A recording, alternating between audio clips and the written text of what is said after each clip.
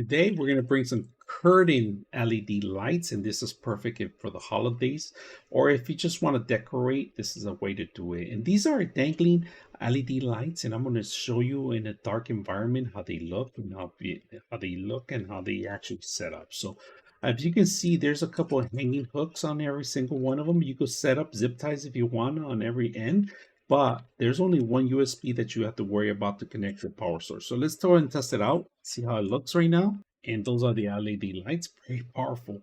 Small little LED lights, but they look great when they're actually hanging from a dark environment, or if you're going to put them from your window or your actually doors. This is perfect. Now the holidays coming over, and now people are going to start decorating their house, and this is a perfect way to do it. So let's go and test them out and see how well they light up the place. Here's the lights.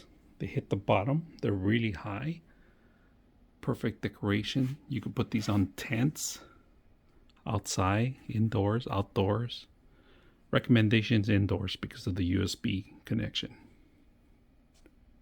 Very simple, easy to use. Hope you guys enjoy the video.